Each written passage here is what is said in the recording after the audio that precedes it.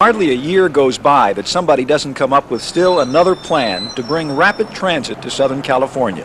Yet so far, all we've got is buses that are no more rapid than your average family car.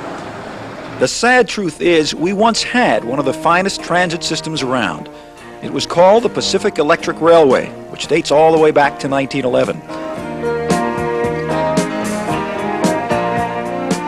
At its peak in the 1920s, the railway ran its big red trolley cars over more than 1,100 miles of track, servicing 70 different routes. It was the largest electric railway system in the world. Think of it, big red cars on separate rights of way, running on time because they were totally independent of road traffic.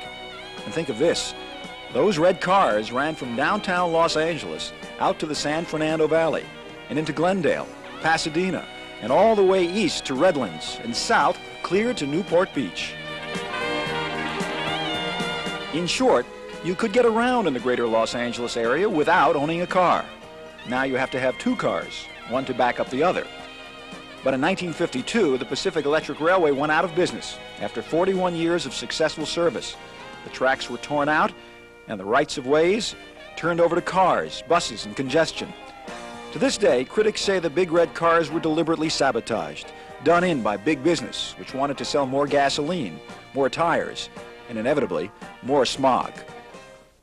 Today, all that remains of those red-letter, red trolley days lies in the middle of nowhere. Well, not exactly nowhere, but close to it, the small desert town of Parris, south of Riverside.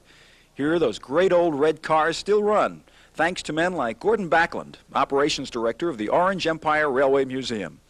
Perhaps the biggest thing that we find fascinating about trolley cars is the fact that they're so quickly disappearing from America's cities. From the turn of the century on through the 20s, they were perhaps the most important means of public transport until the motor bus came along. The reason these cars are no longer running in Los Angeles is largely political and economic.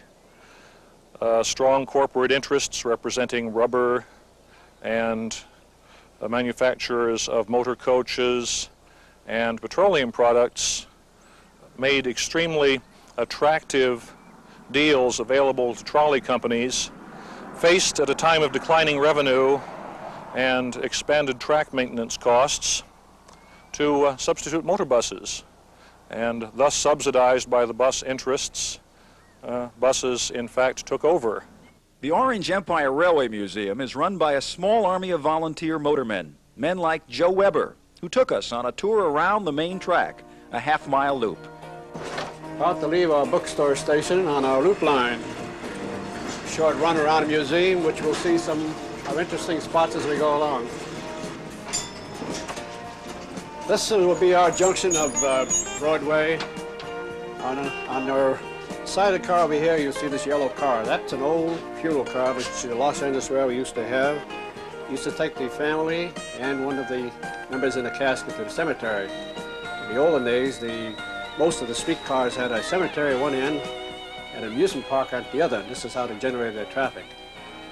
On the other side of the street, there is our Railroad Junction store, which is an old artifacts of the old railroads we have there for anyone who would like to buy some old stuff. Some people's junk is our treasures and vice versa. Up ahead as we go by is our narrow gauge car barn, which we have our streamlined cars, our old wood cars. We are now restoring most of this equipment in here, and we hope to have it running as much as possible. We have about 6 cars we can actually run. Most of them are being restored, as you can see. Ahead of us here, you can see these yellow and green cars, just the one that used to run across the bridge up in San Francisco.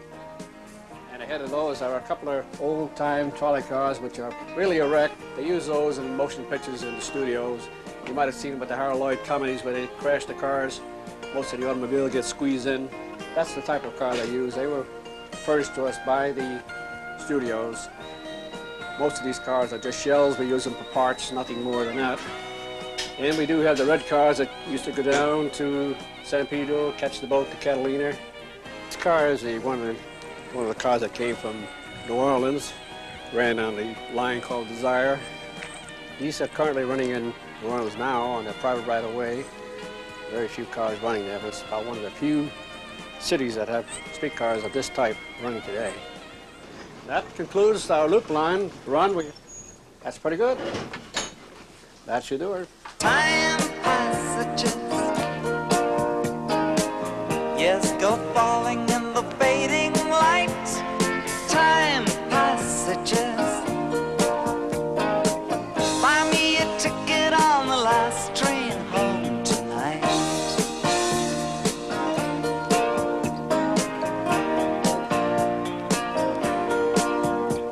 Well, I'm not the kind to live in the past.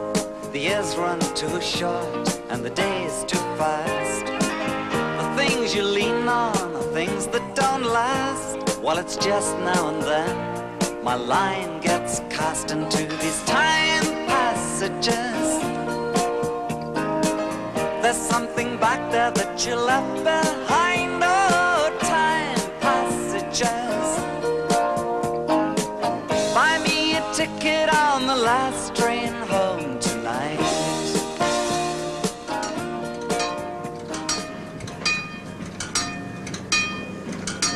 At one time or another, all of us have wondered how much to tip in restaurants. In a moment, we'll show you a controversial plan to end that worry once and for all. Stay with us.